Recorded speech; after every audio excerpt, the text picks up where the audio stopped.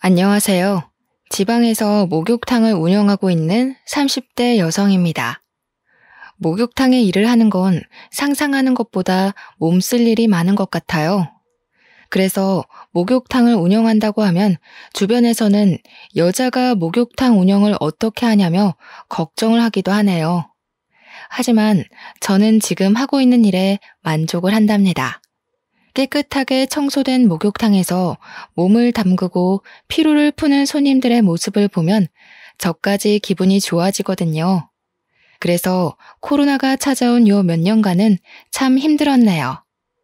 집에만 박혀 있으니 우울증이 돋는 것 같기도 했고요. 떠올려보면 남들의 직업을 하찮게 생각하는 사람들은 대부분 자기가 못나서 그런 것 같아요. 목욕탕을 운영한다는 말에 피식 비웃음을 짓던 시어머니 또한 참 몰상식하고 별 볼 일 없는 사람이었거든요. 서울에 있는 대학교를 졸업한 후 제 인생에는 참 많은 고비가 있었어요. 3학년 시절만 하더라도 이름만 들으면 다 아는 대학교에 다니니 취업은 문제없이 해낼 수 있을 거라 생각했는데요. 그건 큰 착각이었더군요.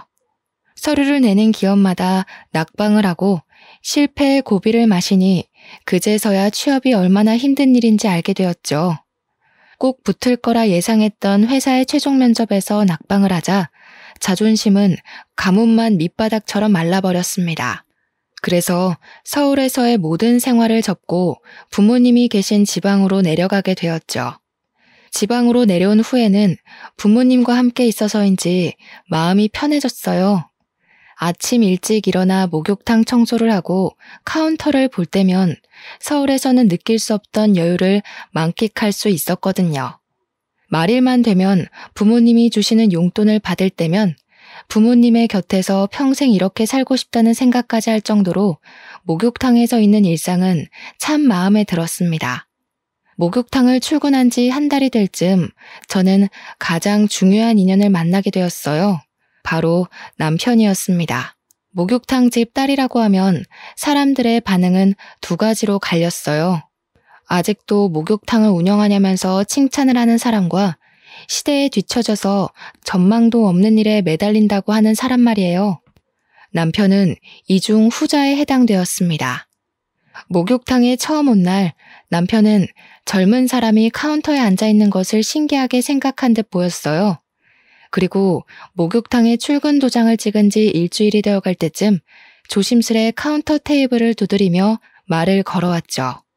애초에 속사정을 숨길 생각도 없었기에 있는 사실 그대로를 말해주었습니다.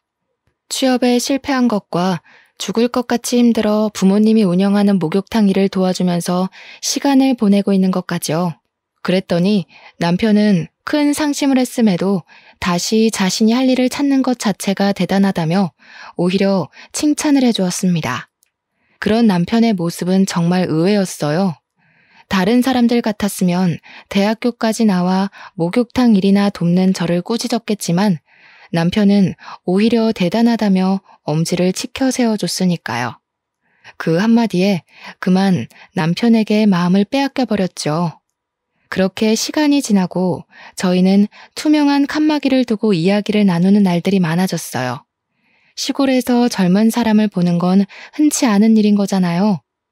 박사 학위를 받은 남편은 지방 대학교에서 시간 강사로 일을 하고 있다고 했습니다. 남편은 학생을 가르치는 일이 얼마나 힘든지 푸념하기도 하고 교수가 될 수 있을지 없을지에 대한 걱정도 털어놓았는데요. 힘들었을 텐데 포기하지 않고 꾸준하게 노력하는 남편의 모습은 참 멋있게 느껴지더라고요. 그래서 만난 지 얼마 안 되었지만 마음을 열고 연애를 시작했던 것 같네요. 모아놓은 결혼 자금은커녕 변변한 취업 자리도 없는 제가 결혼을 할 수 있었던 건 오로지 남편의 노력 덕분이었어요. 프로포즈를 하며 반지를 끼워줄 때 모아놓은 돈이 없다며 거부를 했는데요. 오히려 남편은 자신이 더 열심히 돈을 벌면 된다며 맨몸으로도 좋으니 결혼만 해달라고 하더군요. 미안한 마음에 계속 밀어냈지만 남편은 그때마다 안심을 시키듯이 등을 두드려 주었고 그런 남편의 모습에 다시 한번 반해 만남을 이어갔네요. 그리고 연애를 한 지 1년 후 저희는 부부가 되었습니다. 취업은커녕 결혼 자금조차 모으지 못한 상태로 결혼할 수 있었던 것은 오로지 남편의 노력 덕분이었어요. 남편에 비해 너무나 부족한 걸 알기에 밀어냈지만 남편은 자신이 모아놓은 돈이 있으니 아무 걱정하지 말고 결혼 준비를 하자고 했는데요. 그 말이 진실이든 아니든 참 감동적이었죠. 무엇이든 자기가 다 책임진다는 게 쉬운 일이 아닌 거잖아요. 그래서 남편을 믿기로 굳게 마음을 먹었어요. 결혼 준비를 하면서 알게 된 사실은 시부모님이 굉장한 부자라는 사실이었습니다. 검사로 일하던 시아버지께서는 은퇴 후 이름만 대면 알만한 로펌으로 이직을 하셨고, 시어머니께서는 시아버지의 명의의 건물을 관리하면서 취미로는 그림을 그린다고 하시더군요. 남편이 있는 집 자식이라는 것을 알게 되자 부모님께서는 오히려 걱정을 하며 발만 동동 구르셨어요. 목욕탕을 하는 저희 집을 이해하지 못할 거라면서요. 어머니께서는 걱정으로 밤잠까지 설치시며 남편과의 결혼을 말리셨죠. 시어머니께서 고된 시집살이를 시킬 거라면서요. 부모님의 반대는 심했지만 그럼에도 남편과 결혼을 하고 싶었습니다. 어떤 일이 닥쳐온다고 해도 남편과 함께하고 싶었는걸요. 솔직히 고민이 되는 것은 사실이었어요. 하지만 시부모님께서는 제 생각과 달리 환한 얼굴로 저를 맞아주셨죠. 한술 더 떠 시아버지께서는 만나는 여자가 없어 걱정이었는데 이렇게 예쁜 며느리감을 데리고 왔다면서 기뻐하셨습니다. 그렇게 시부모님의 배려와 남편의 사랑 덕분에 분에 넘치는 결혼식을 하게 되었어요. 결혼 후 남편과 함께 다시 서울로 올라오게 되었죠. 그동안 지방대학교에서 일하던 시간 강사 기간이 끝났거든요. 서울에서 올라온 후로는 시댁에서 살게 되었는데요. 시부모님의 배려 덕분인지 참 편안한 일상을 보낼 수 있었네요. 시아버지께서는 무뚝뚝하기는 했지만 퇴근을 하실 때면 제가 좋아하는 맛의 치킨을 사다 주셨어요. 부모님보다 더 신경을 써주시니 너무 감사하면서도 한편으로는 돈만 먹는 돈벌레가 된 것 같아 기분이 썩 좋지는 않았습니다. 그래서 그림 작업에 열중하고 있는 시어머니를 대신해 집안일을 하려 옷소매를 걷어붙였죠. 하지만 설거지라도 할라치면 작업실에서 뛰어나온 시어머니께서는 그마저도 못하게 하셨어요. 집안일을 하는 가정부도 따로 있는데 왜 몸상하게 일을 하냐면서요. 시어머니의 만류에 집에서 할 수 있는 것이라고는 책을 보거나 먹은 것을 설거지통에 가져다 놓는 일뿐이었어요. 잘해주려고 노력하는 시부모님이나 교수 준비로 바쁜 남편에게는 말할 수 없었기에 친구들에게 푸념을 늘어놓는 시간이 점점 더 길어졌죠. 하지만 친구들은 이런 고충을 잘 이해하지 못하는 것 같았어요. 오히려 시집살이를 하는 자신을 놀리냐며 더러 화를 낼 뿐이었죠. 이렇다 보니 어디서 말도 못하고 속으로만 끙끙 앓는 날이 점점 늘어났습니다. 오죽하면 밖으로 나가 편의점 아르바이트라도 해야 하나 생각을 할 정도로요. 그러던 중 시댁 식구들이 모두 외출을 하고 가정부 아줌마와 둘이 남은 날이었습니다. 같이 모여 그릇 정리를 하던 중 가정부 아줌마께서는 어쩌다가 이런 집에 시집을 왔냐면서 걱정을 하셨어요. 가정부 아줌마의 말에 오히려 너무 잘해주셔서 몸둘 바를 모르겠다고 답을 했는데요. 아줌마는 한숨을 푹푹 내쉬면서 힘겹게 입을 여셨네요. 내가 먹고 사는 게 팍팍해서 이 집안 식구들 비밀은 일 그만두는 날까지 입 꾹 닫고 있으려고 했는데 새댁이 아무것도 모르고 시집을 온 것 같아서 가만두면 혼자서만 바보 되는 건데 그래도 기본적인 건 알고 있어야 되지 않겠어요? 사실 이 집 도련님 새댁한테 2번째 장가 드신 거예요. 네? 그게 도대체 무슨 말씀이세요? 닫고 있던 그릇을 놓칠 뻔한 것은 간신히 붙잡았지만 2번째 장가라는 한마디에 정신은 이미 몸 밖으로 빠져나간 상태였죠. 그러자 가정부 아줌마는 답답하다는 듯 들고 있던 접시를 소리가 날 정도로 세게 내려놓으시더군요. 무슨 말이긴. 도련 이혼하고 새댁한테 새 장가 들었다는 말이지. 도련님한테 대학교 때부터 사귀던 여자친구가 있었는데 사모님께서 탐탁지 않게 생각했거든요. 그럴 만도 한 게 여자 집이 재벌 뺨칠 만큼 부자인데다가 외동딸이어서 그 집 부모가 참 극성이었거든. 그런 집에 장가가면 자기 아들 고생할 게 뻔하다면서 헤어지라고 얼마나 난리를 피웠는데요. 그래서 그때 결혼 안 시켜주면 공부고 뭐고 다 포기하고 백수로 살 거라면서 엄청 반항을 했었지 아마. 자식 이기는 부모 없다고 결국 혼인신고 안 하고 사는 조건으로 사모님이 결혼 허락해 준 거 아니에요. 그렇게 1년 살다가 집에서 놀고 먹을 거면 애부터 가지라고 난리를 피우는 통에 병원에 가서 검사를 받았는데 글쎄 여자가 불임이었지 뭐예요. 불임 이야기 듣자마자 사모님은 이혼하라고 난리를 피우던지 양잿물까지 퍼마실 기세였다니까. 그래서 둘이 어쩔 수 없이 갈라지게 된 거예요. 그리고 한동안 사모님이 가지고 들어오는 선짜리라면 죄다 마다를 하다가 새댁 만나서 다시 결혼한 거예요. 하늘이 핑핑 도는 것 같았어요. 언제나 저밖에 모르던 남편이 또 다른 여자의 남편이었다니 믿을 수가 없었죠. 창백해진 안색이 걱정이었는지 가정부 아줌마께서는 소파까지 부축을 해주셨고요. 내가 괜히 오지랖만 부려서 새댁 힘들게만 했나 보네. 미안해요. 나는 그냥 혼자서만 모르는 것 같아서 알려주려고 그런 건데. 혹시 오해할까봐 말하는 거지만 나는 새댁 이혼하길 바라지 않아요. 새댁 집도 그렇게 넉넉한 형편은 아니라면서요. 그 형편에 이만한 집에 시집 오기 쉽지 않잖아. 그냥 내가 한 말은 흘려버리고 사모님 비위 좀 맞추다가 빨리 분가해버려요. 사모님 성정이 유난스럽기는 해도 두 번째로 들어온 며느리인데 그래도 잘해주려고 할 거잖아요. 헛웃음이 나왔습니다. 분에 넘치는 좋은 집안에 시집을 와서 호강을 한다고 생각했었는데 모두가 저를 속인 사기꾼이었던 거잖아요. 시댁 식구들 모두에 대한 실망감이 컸지만 그 중에서도 가장 실망이 큰 사람은 바로 남편이었어요. 혼인신고만 하지 않고 다른 여자랑 산 주제에 이제까지 사귀어본 여자는 제가 처음이라며 뻔뻔하게 거짓말을 하던 남편의 얼굴을 볼 때마다 치가 떨렸거든요.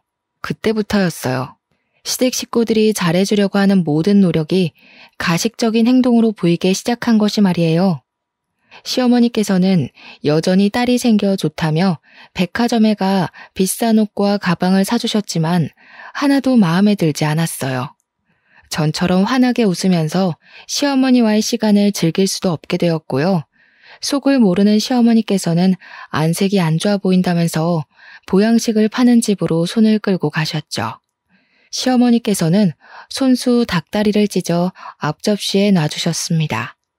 닭다리 살을 발라 입에 넣자 시어머니는 여태까지 상상조차 할 수 없었던 질문을 하셨죠. 예, 너는 지금까지 만난 남자가 몇 명이나 되니? 네? 만난 남자라니요? 모른 척 하기는 우리 애 제외하고 사귀었던 남자가 몇 명이었냐 이 말이지. 솔직히 말해도 괜찮아. 옛날이야 부모들 때문에 남자 만나서 연애할 새도 없이 결혼을 했다고 하지만 요즘이 어디 조선시대도 아니고 어디 결혼 전에 남자 몇 번 만난 게 흠이니? 나 그렇게 앞뒤 분간 없이 고지식하게 꽉 막힌 시어머니 아니다. 그동안 생활비 벌고 취업 준비하느라 남자 만날 새가 없었어요. 그러니? 역시 그럴 줄 알았다니까. 대답이 마음에 들었는지 시어머니께서는 활짝 웃으시면서 박수까지 쳤어요. 확실히 오히려 집안 형편이 못 살아야 남자 경험이 없다니까? 부잣집 여자들은 그저 흥청망청 돈 쓰면서 옆에 남자 끼고 놀기 바쁜데 우리 새아가는 그동안 허튼 짓 안 하고 착실하게 살았구나. 노력만 하면 이번 연도 안에 금방 임신이 되고도 남겠어. 아직 저희 부부조차 생각하지 않았던 2세 계획을 시어머니께서 생각하시다니 조금 껄끄럽긴 했지만 사실대로 말할 수는 없었네요. 벌써 손자, 손녀의 얼굴을 그리는 시어머니의 행복을 깨고 싶지는 않았으니까요. 그래서 그냥 앞접시에 놓인 닭다리살만 열심히 발라먹었어요. 2달 정도의 시간이 흐른 후 시어머니는 상상보다 더 극성맞은 사람이라는 것을 알게 되었습니다. 해가 뜨기도 전에 나간 시어머니께서는 1시가 다 돼서야 집으로 들어오셨는데요. 현관문을 여실 때부터 이미 화가 잔뜩 나셨는지 씩씩거리면서 옷소매까지 걷어붙이셨어요. 얼른 찬물을 떠서 가져다 드리자 시어머니께서는 다짜고짜 저에게 손찌검 하셨어요. 시어머니에게 맞은 뺨은 아프지도 않았어요. 오히려 당황스러운 것이 클 뿐이었는걸요. 가정부 아줌마도 있는 대낮에 그것도 갑자기 뺨을 맞으니 눈물조차 나오지 않더군요. 돌아간 고개를 간신히 돌리자 시어머니께서는 다시 한번 뺨을 때리셨죠. 10손가락도 모자라서 10발가락까지 합칠 정도로 남자들이랑 놀아난 주제에 감히 시애미한테 거짓말을 해? 집이 못 살아도 그 몸뚱이 하나 깨끗할 거라고 믿고 데리고 왔더니 남들이 쓰고 버린 행주를 며느리라고 들였어. 귀한 우리 아들한테 어쩜 이런 쓰지도 못할 행주 쪼가리가 달라붙었는지. 갑자기 왜 이러는 거예요? 이유라도 알고 맞아야 억울하지라도 않죠. 시어머니께서는 억울하지도 말라며 바닥으로 종이 한 장을 툭 던지셨어요. 종이에는 저의 생년월일이 적혀 있었죠. 지난밤 저에게 태어난 시간을 물어본 것이 의아했었는데 시어머니께서는 몰래 무당집에 가서 점을 보고 오신 거였습니다. 당사자인 저도 모르게 말이에요. 사주가 어떻게 나왔던 사람이 제일 중요한 법이잖아요.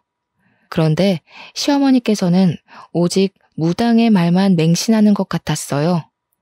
억울함을 하소연했지만 그럴 때마다 시어머니께서는 듣기도 싫다며 귀를 막아버리셨죠. 이럴 줄 알았으면 결혼시키기 전에 미리 점집에라도 다녀오는 거였는데 내가 너무 급했어. 이 화상을 앞으로 어떻게 데리고 살아? 아이고, 우리 아들 인생을 어쩌면 좋으나. 그렇게 당하고도 내가 정신을 못 차리고 너무 서둘러 버렸어.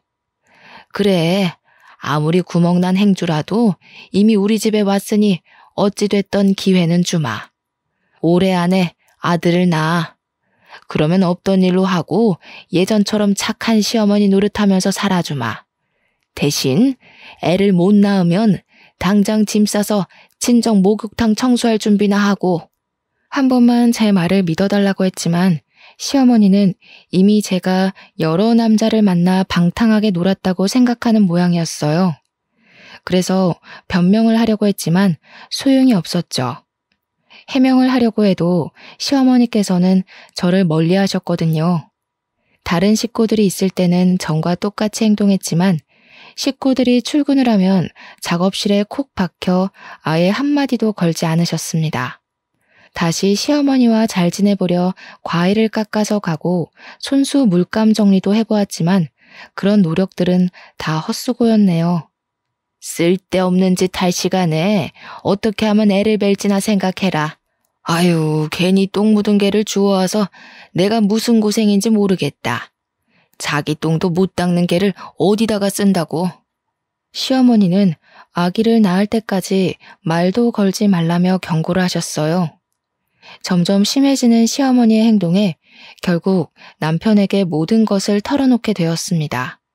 남편은 분명 든든하게 제 편을 들어줄 거라고 믿어 의심치 않았죠. 그런데 이야기를 듣자마자 남편은 인상부터 찡그리더라고요. 가뜩이나 요즘에 교수 준비 때문에 바빠 죽겠는데 내가 이런 사소한 일까지 신경 써야 돼? 당신이 우리 집에서 하는 게 뭐가 있는데 우리 엄마가 다른 집처럼 빨래며 설거지하라고 윽박지르면서 시집살이를 시키기를 해. 아니면 나가서 돈이나 벌어오라고 내가 당신을 닥달하기를 해. 그냥 집에서 쉬면서 어머니 비위 맞춰드리기만 하면 되잖아. 그게 그렇게 어려워? 잠깐씩 식구들 비위만 맞춰줘서 돈 100만 원은 우습게 받을 텐데 그거 하나를 못해서 자기 복을 발로 차요.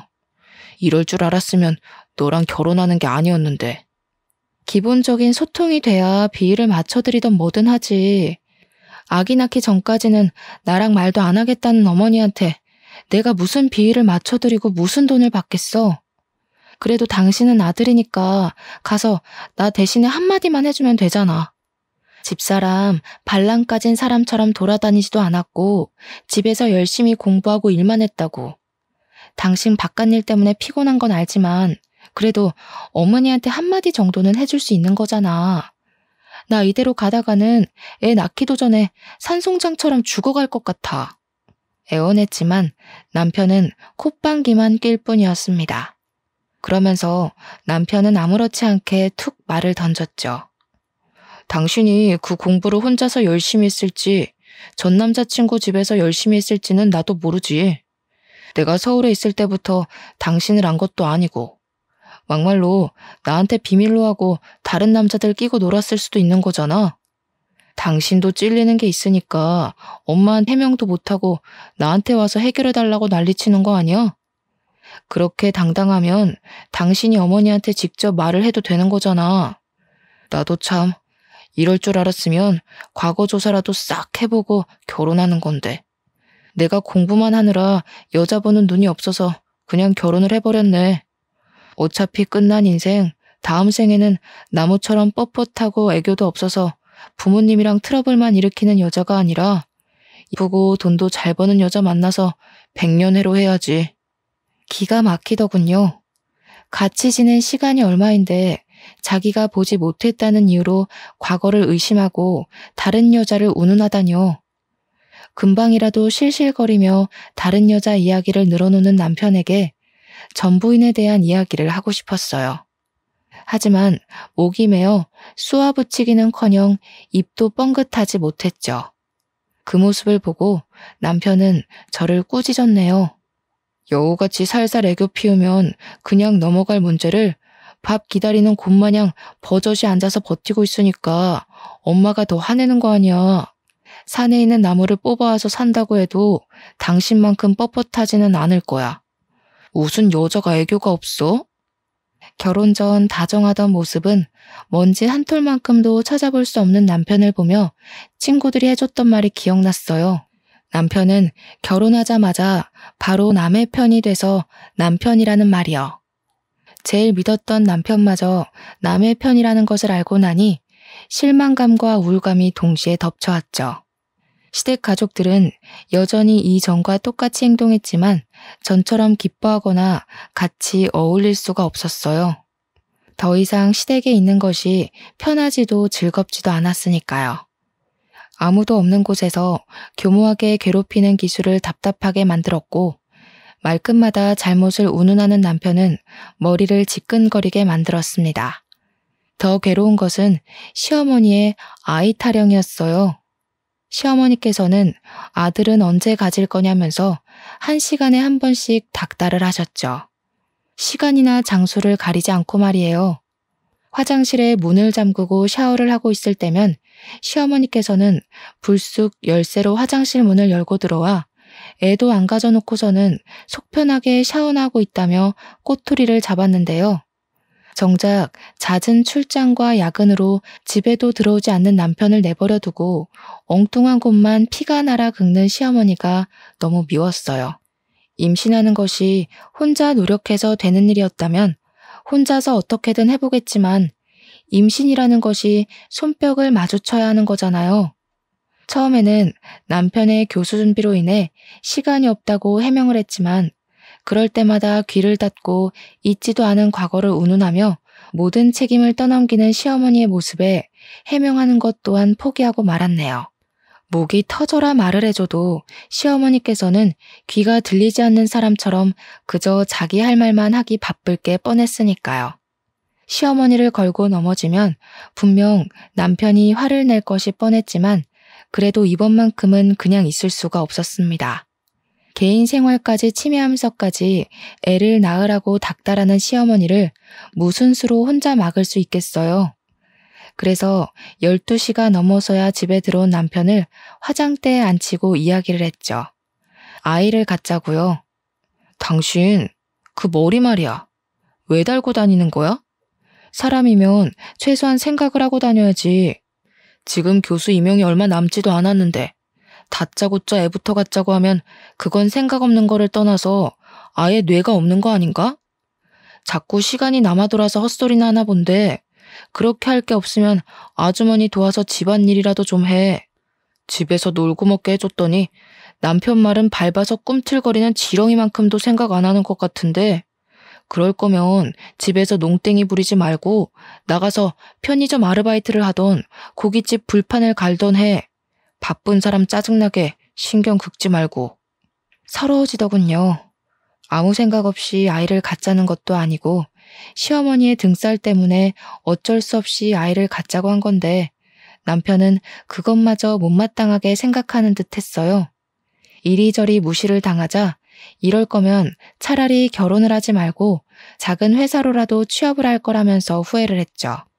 일은 아무리 힘들어도 끝이 있는 법인데 남편에게 받는 무시나 시어머니에게 받는 스트레스는 억지로 인연을 잘라내기 전까지는 계속해서 이어지는 거니까요. 그래도 남편이 얼마나 교수를 하고 싶어 하는지 알았기에 꾹 참으며 시어머니의 잔소리를 견디고 견뎌냈습니다. 하지만 이런 노력에도 불구하고 남편은 보란 듯이 교수 준비해서 시원하게 미끄러지고 말았네요. 교수 자리에서 완전히 떨어진 후 남편은 엄청난 상심을 한 것 같았어요. 서재에만 틀어박혀 얼굴조차 비치지 않았거든요. 어쩌다가 서재 문이라도 열려치면 남편은 불같이 화를 내면서 읽고 있던 책을 던지기까지 했습니다. 그러면서 교수 자리에서 떨어진 모든 이유가 아이를 갖자고 설쳤기 때문이라면서 길길이 날뛰었죠. 남편은 급기야 손찌검까지 하려고 했는데요. 배려 없는 남편의 행동을 보자 꾹 누르고 있던 울분이 터져나오더군요. 제발 그만 좀 해. 당신이야말로 그 잘난 머리로 한 번이라도 내가 왜 그랬는지 생각해보면 안 돼? 내가 미쳤다고 당신이 교수 준비하느라 바빠 죽는 거 뻔히 아는데 애 같자고 미친년처럼 날뛰면서 바짓가랑이 붙잡았겠어? 사람이 왜 이렇게 눈치가 없어? 책만 보던 머리 조금만 굴려도 답이 금방 나오잖아. 출퇴근하는 이모님도 내가 어머님한테 애 못 낳는다고 구박받는 거 알더라. 근데 살 부대끼면서 사는 당신은 도대체 왜 몰라? 아예 나한테 관심이 없어서 그런 거 아니야? 이럴 거면 차라리 혼자 책이나 보면서 조용히 살지. 왜 애꿎은 나를 당신 집안에 끌어들여서 잘 살고 있는 인생을 멋대로 망치냐고. 울고 불며 말을 하자 남편은 그제서야 이상한 낌새를 눈치챈 듯 싶었습니다. 가만히 우는 모습을 보고 있던 남편은 서재문을 열어 제끼고 시어머니를 불러와 물어보았죠. 남편이 물어보자 잠시 세모눈을 뜨던 시어머니께서는 금방 눈가에서 즙을 짜내면서 훌쩍거리셨어요. 아이고, 나이가 들면 죽어야지. 새아가한테 그렇게 너 안 바쁠 때 눈치껏 말하라고 했더니 기어코 일을 저질렀구나. 이래서 집안에는 여우 같은 여자가 들어와야 한다는 건데 이 애미도 괜히 너한테 애가지라고 닥달을 했겠니? 네 아빠가 얼마나 핏줄 타령하는지 잘 알잖니? 손주가 없으면 네 앞으로 점 찍어놓은 건물 사회 환원해버리겠다고 하는데 어쩔 수 있니? 아휴, 아무리 돈이 급했어도 우리 아들 속사정 봐가면서 밀어붙였어야 되는데 그저 애미가 죄인이다 죄인이야. 그런 일이 있었으면 나한테 진작 얘기해줬어야지. 나는 엄마가 그런 줄도 모르고 괜히 화만 냈잖아. 앞으로는 내가 잘할 테니까 너무 울지 마. 서로를 끔찍이도 생각하는 두 모자를 보자 금방까지만 해도 눈가에 매달려 있던 눈물까지 쏙 들어가는 걸 알 수 있었습니다. 정작 상처받은 장본인은 바로 앞에 있는데 남편과 시어머니는 자신들이 상처를 받은 것 마냥 서로를 보듬어주고 있었어요. 정말 어이가 없었죠. 저는 그저 아이를 담을 그릇 정도로만 생각하는 남편과 시어머니가 소름 끼쳤고요. 그 후 시어머니와 남편은 유난을 떨면서 아이를 가지라고 난리를 피웠어요. 시어머니께서는 아들을 낳는 비법이라며 매일 아침마다 굵은 소금으로 머리를 감으라고 닥달했고, 남편은 함부로 음식을 먹으면 안 된다면서 가정부 아줌마를 들들 볶았죠. 그 결과 저는 매번 비린맛이 그대로 날 정도의 싱거운 나물 요리만 먹어야 했고요. 매번 굵은 소금으로 머리를 감아 상처가 난 두피 여기저기에서는 피가 나고 제대로 먹지 못한 몸은 점점 말라가기만 했는데요. 그보다 더 힘든 것은 일상이 된 간섭에 정신이 점점 더 피폐해지는 것이었죠. 그래서 더욱더 아이를 원하지 않게 되었어요. 아이를 가진다면 간신히 기르고 있던 손톱만큼의 제 자신이 깎여 나갈 것 같았거든요. 하지만 신은 참 너무한 것 같았습니다. 기어코 간신히 붙잡고 있던 것마저 깎아내며 뱃속의 아이를 점지해 주셨거든요. 임신을 한 후 가장 기뻐한 것은 시아버지였어요. 시아버지께서는 아직 코딱지만큼도 안 되는 아이의 초음파 사진을 보면서 무슨 일이 있어도 꼭 변호사나 의사처럼 큰일을 하는 사람으로 키울 거라면서 호언장담을 하셨죠. 그러면서 대뜸 성별부터 물어보시더군요. 아직 알 수 없다고 말을 하자 시아버지께서는 하늘이 두 쪽 나도 아들일 거라면서 호언장담을 하셨습니다. 그래서 딸일 수도 있다고 말씀을 드렸어요. 그러자 시아버지께서는 절대 딸일 리가 없다며 불같이 화를 내셨고요. 아들, 딸을 차별하는 시아버지의 모습에 큰 충격을 받았죠. 그나마 시댁에서 정상이라고 생각했던 시아버지마저 정상이 아닌 거잖아요. 임신 소식을 알린 후부터 시댁 식구들은 오직 제 배만 쳐다보았습니다. 시댁 식구들은 조금이라도 움직일라 치면 아이에게 가만히 앉아 있으라면서 호들갑을 떨었어요. 그러면서 태아에게 좋은 5만 가지의 음식은 모두 먹기를 강요하셨죠. 그 중에서도 제일 먹기 힘들었던 것은 장어즙이었어요. 입덧으로 물냄새만 맡아도 구역질이 올라오는 상태에서 역하고 비리기까지 한 장어즙을 먹으라고 하는 것은 고문과도 같았죠. 다른 것은 그나마 코를 막고 먹을 수라도 있었지만 장어즙은 코를 막아도 역한 냄새가 입안에 감돌았기에 절대 먹을 수가 없었죠. 그래서 어느 순간부터 시댁 식구들의 눈을 피해 화장실이며 싱크대에 장어즙을 버리는 것은 일상이 되어버렸습니다. 하지만 그마저도 오래가지는 못했네요. 싱크대에 장어즙을 버린 것을 시어머니에게 들켜버렸거든요. 절대로 못 먹겠다고 선포를 하자 시어머니는 다 아이를 위한 것이니 참고 먹으라면서 억지로 입안에 장어즙을 들이부었는데요. 이상하게 장어즙을 먹은 후부터는 온몸에 두드러기가 올라왔고 기도는 숨을 쉬지도 못할 정도로 부풀어 오르더군요. 그래서 바로 남편에게 말을 한 것이고요. 원래 몸에 좋은 보약은 먹을 때나 먹고 나서 고통스러운 법이야. 너는 엄마가 되어가지고 자식 위해서 그 정도도 못 참는 게 말이 되니? 다른 엄마들은 몸이 아파도 뱃속에 애 잘못될까봐 아픈 것도 꾸역꾸역 잘 참는다는데 홀몸도 아니면서 너는 어떻게 다짜고짜 병원부터 가자는 말을 할 수가 있니? 나는 너같이 모성이 없는 애 뱃속에 있는 우리 손자가 너무 불쌍하다. 그렇게 아프면 방에 들어가서 잠이라도 자던가. 병원에 데려가 달라는 한마디만 했을 뿐인데 시어머니께서는 10마디도 넘는 꾸중을 늘어놓으셨어요. 참 마음이 씁쓸했습니다. 엄마라는 이유로 몸이 아픈 것도 말하지 않고 꾹꾹 참아야 하다니 너무 불공평하잖아요. 정작 애아빠 남편은 임신 전이나 임신 후나 똑같이 병원에 가고 똑같이 먹고 자는걸요. 시어머니는 계속 방에 들어가서 자라고 했지만 그럴 수 없었어요. 기도가 막혀서 숨을 쉴 수가 없었거든요. 그 자리에 쓰러지자 그제야 상황 파악이 된 시댁 식구들은 119를 불렀습니다. 저는 숨이 꼴딱꼴딱 넘어가기 직전 병원으로 갈 수 있었고요. 의사는 알레르기 반응이 심하게 와 조금만 늦었어도 목숨이 위험할 뻔했다고 말을 했어요. 그러자 시아버지와 시어머니는 당연하게도 뱃속 아기의 상태를 먼저 물으셨죠. 물론 뱃속의 아이는 아무런 지장이 없었지만 그래도 너무 서러웠네요. 아무리 며느리가 남의 집 식구라고 해도 목숨이 간당간당한 상황에서도 뱃속 손주 걱정만 하다뇨. 시어머니는 응급실 소동이 있은 후에도 계속해서 장어즙을 권했습니다. 뱃속 아기를 위해서는 조금만 더 참으라면서요. 그래서 처음으로 시어머니에게 언성을 높이며 못 먹겠다고 말을 했죠. 어디 버르장머리 없이 시애미한테 대들어. 임신했다고 떠받들어주니 네가 아주 시부모 머리 꼭대기에 올라가려고 하는구나. 그런데 갑자기 가만히 있던 시아버지가 버럭 화를 내시더군요. 당황스러웠습니다. 정작 잘못은 시어머니가 먼저 했는데 며느리라는 이유로 이렇게 시댁 식구들의 화풀이 도구가 되다뇨.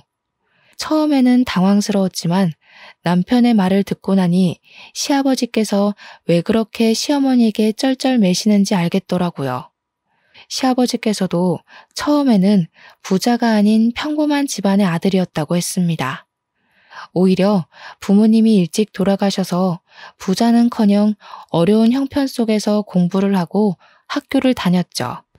그러던 중 시아버지의 부동산 투자로 성공을 하고 그때부터 집안에 돈이 들어왔다고 해요. 시아버지께서도 형 옆에서 도움을 많이 받았고요. 그러다 시아버지의 형은 말년에 뇌졸중으로 쓰러지시고 아예 거동을 못하셨는데요. 아내 되는 분은 병간호를 하기 싫다면서 아픈 남편을 버리고 야반 도주를 했죠. 그때 시어머니께서는 도망간 아내분을 대신해 지극정성으로 시아버지의 형을 간호한 것이었습니다. 그 모습에 감동한 시아버지께서도 돌아가시기 직전 모든 재산을 증여해 주신 거고요. 자식이 없었기에 가능한 일이었습니다. 시아버지께서는 이 집에서 붙어 살고 싶으면 시어머니가 하는 모든 말에 복종하면서 살라고 했어요. 그 말을 듣는데 참 원통하더군요. 그때 깨달았죠. 아무리 노력해도 저는 아이를 낳아주는 객식구일 뿐 진짜 가족은 되지 못하겠구나 하고요. 그래서 착한 며느리를 그만두기로 결심했습니다. 어차피 아무리 잘해보려 노력해도 돌아오는 것은 아무것도 없으니까요. 휴식이 필요하다는 이유로 친정에 가겠다고 선포를 했는데요. 처음에는 개거품을 물면서 반대하던 시아버지와 시어머니도 뱃속의 아이가 딸이라는 말을 하자 언제 난리를 피웠냐는 듯 흔쾌히 다녀오라고 말을 하더군요. 친정에 간 후로는 처녀 때와 똑같은 일상을 보냈어요. 아침 일찍 일어나 부모님의 일손을 도운 후 목욕탕 카운터에서 계산을 하고 수건과 번호키를 나눠주었죠. 시댁에 있을 때와는 비교할 수 없을 정도로 몸을 움직이는 일들이 많았지만 정신만은 그 어느 때와 비교할 수 없을 정도로 편안했습니다.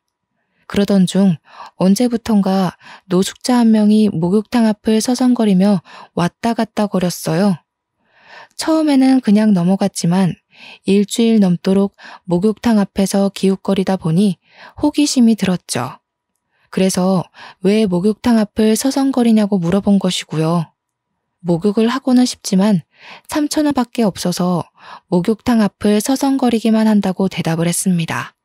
모든 노숙자에게 다 그런 것은 아니었지만 유난히도 그 사람은 딱한 생각이 들더군요. 그래서 부모님에게 사정을 말하고 목욕을 할 수 있도록 도와주었죠. 샤워를 하고 나오니 노숙자의 얼굴은 부잣집 사모님처럼 기품이 넘쳤어요. 밖에서 떠들이 생활을 한 이유를 물어보자 노숙자의 눈가는 이미 촉촉해져 있었네요. 나도 처음부터 노숙자처럼 떠돌이 생활을 한 건 아니에요. 나도 결혼해서 평범하게 살고 있었어요. 근데 어느 날 남편이 미국 여행을 보내줘서 갔다 와 보니 이미 가족들은 이사를 간 직후더라고요. 너무 당황스러워서 연락을 해보려고 했는데 이미 연락처는 다 바꾼 상태였죠.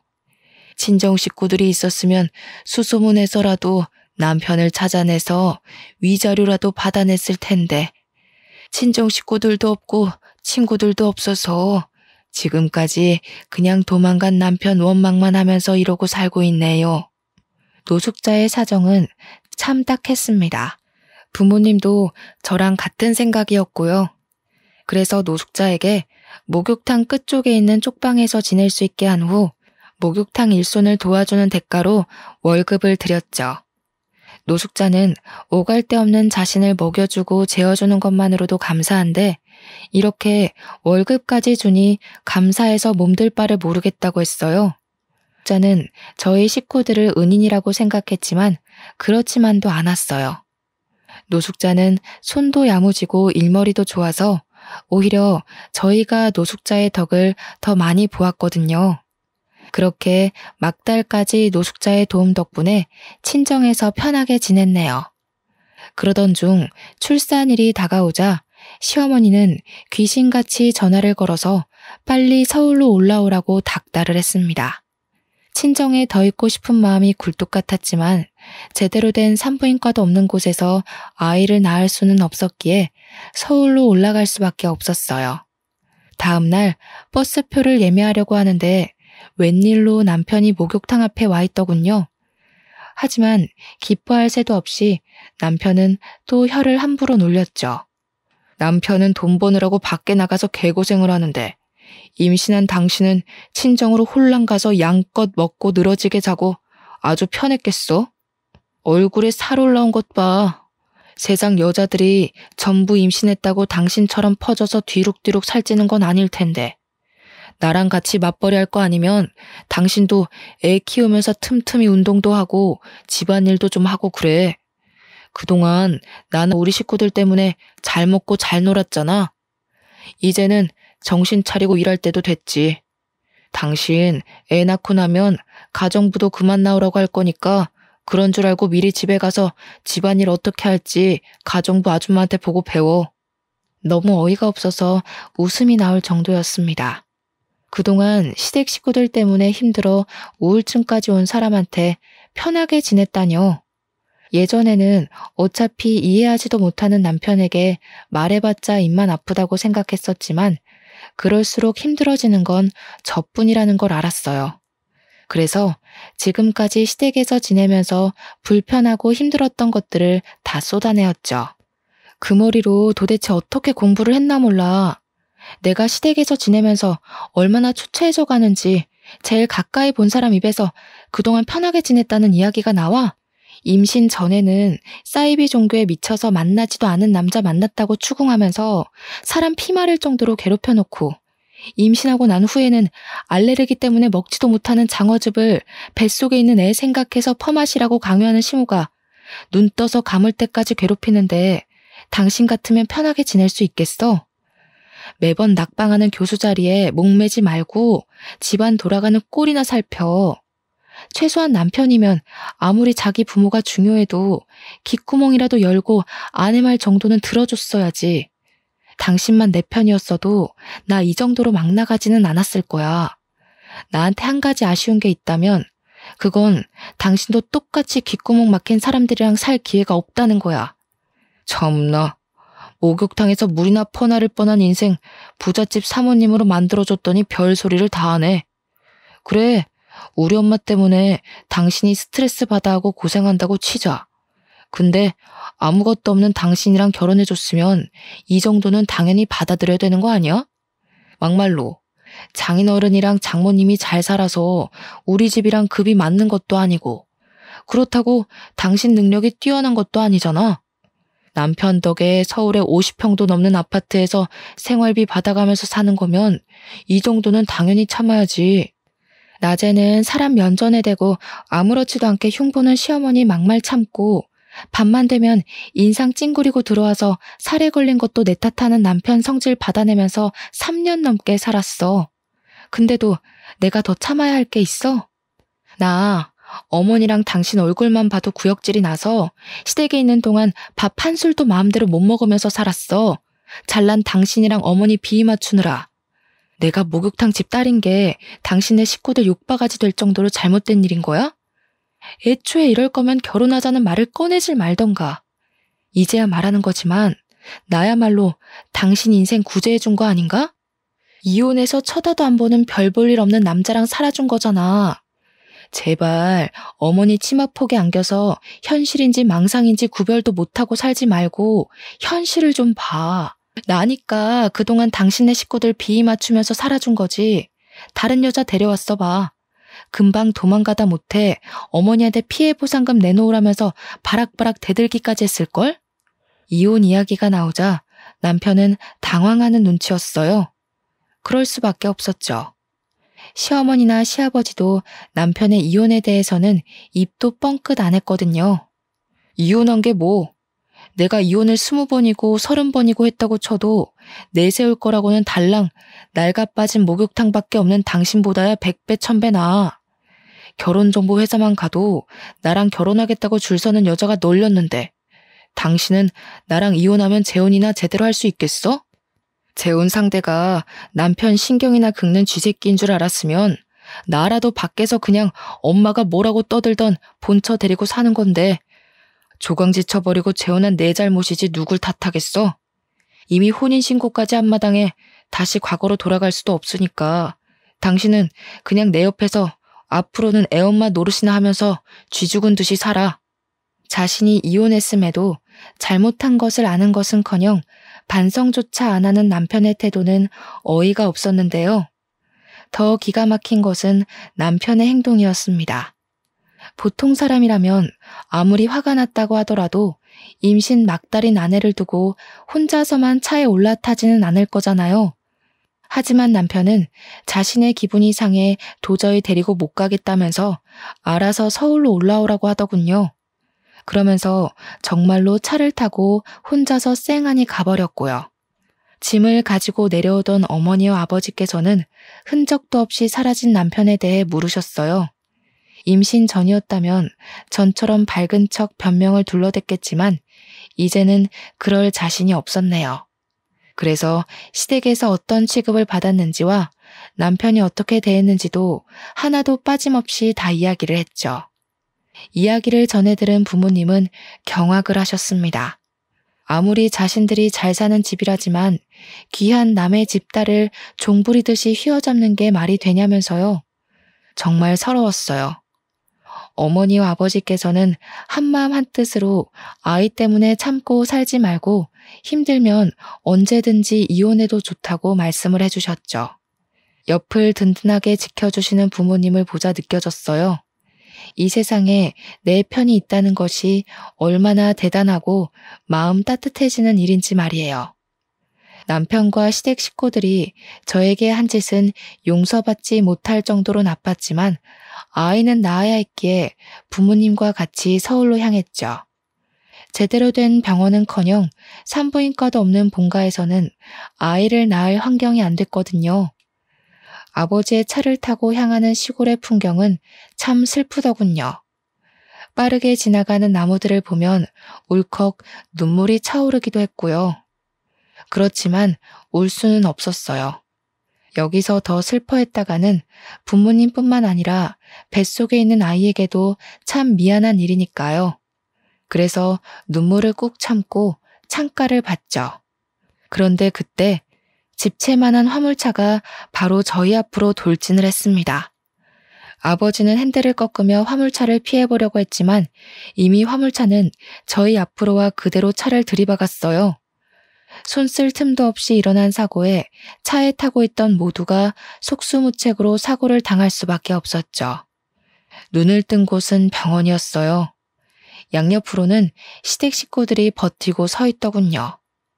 깜짝 놀라며 부모님의 안부를 묻자 시아버지께서는 부모님 모두 큰 부상 없이 입원을 했다고 말씀을 해주셨죠. 정말 다행이라고 생각하는데 이상하게도 아랫배가 너무 아프더라고요. 그래서 아이는 무사한 것이냐고 물어봤죠. 그러자 옆에 있던 남편은 우물쭈물하더니 아이는 유산됐다고 답을 했네요. 그깟 계집애 차라리 없는 게 나을지도 모른다. 아직 젊으니 병원에서 치료 잘 받고 몸조리하면 금방 또 가질 수 있을 게다. 이번에는 딸이었으니 다음에는 아들이겠지.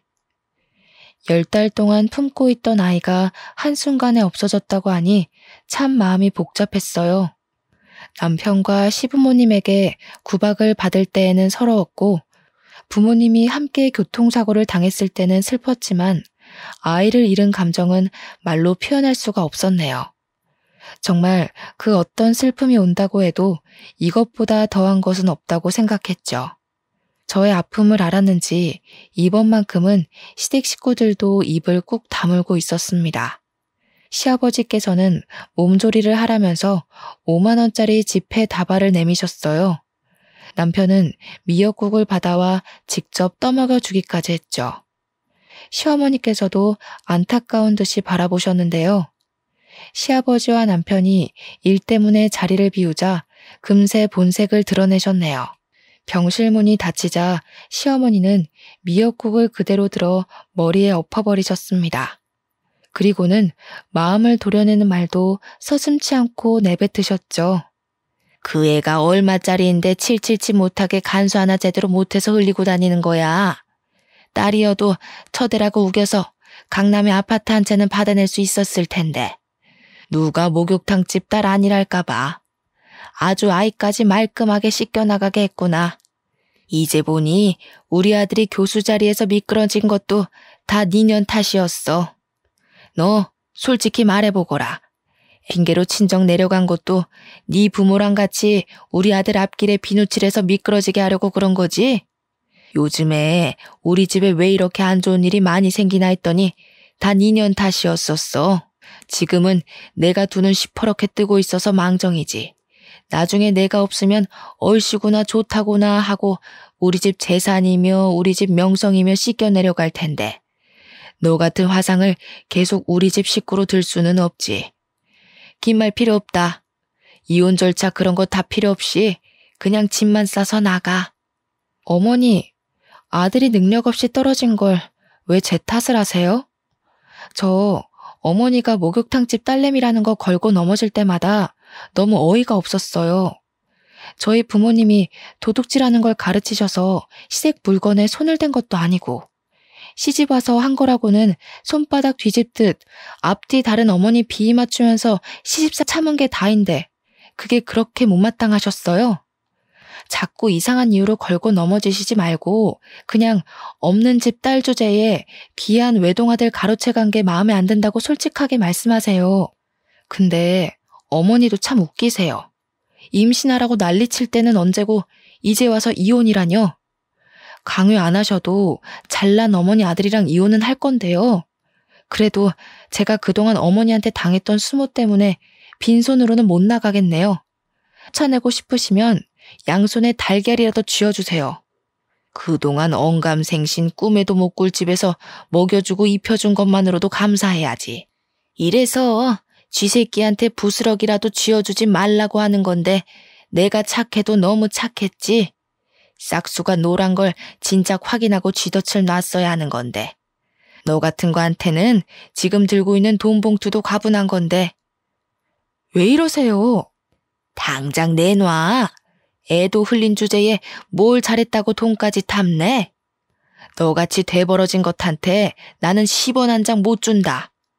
시어머니는 급기야 시아버지가 주신 돈 봉투까지 빼앗으려 했습니다. 힘을 주며 뺏기지 않으려고 했지만 그럴수록 돈 봉투를 잡고 있는 시어머니의 손에는 힘이 잔뜩 들어갔어요. 기필코 돈 봉투를 빼앗으려고 하는 시어머니의 손톱은 그대로 손등을 파고들며 생채기를 냈고요. 어머니 논리대로라면 제가 유산한 것도 다 그이 때문이죠. 그이가 몇 마디 다퉜다고 성질 안 부리고 혼자 출발하는 일만 없었어도 제가 유산할 일도 저희 부모님이 다칠 일도 없었다고요. 이게 어디서 우리 아들을 걸고 넘어져? 남편의 이름이 나오자 시어머니는 손을 들어 올렸어요. 뺨을 내려치려는 게 분명했죠. 그 손 못 놔? 그때 노숙자가 호통치는 소리가 병실 안을 울렸습니다. 깜짝 놀란 시어머니는 노숙자를 보자 깜짝 놀라며 치켜 올린 손을 내렸죠. 노숙자가 가까워질수록 시어머니는 사색이 되어 바들바들 떨고 있었어요. 영문을 모르는 저는 가만히 있었고요. 그동안 한 번만 얼굴 보게 해달라고 그렇게 빌고 빌었는데 결국 내 소원이 통했나 보네. 이렇게 다시 만나게 된 걸 보면 말이야. 그래, 그동안 나 대신에 살았던 인생은 재미있었고. 형님이 여긴 어떻게...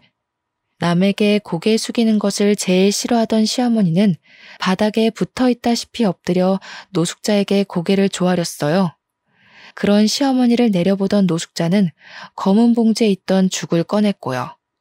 포장을 뜯은 노숙자는 김이 나는 죽을 그대로 시어머니의 머리 위에 부어버렸죠.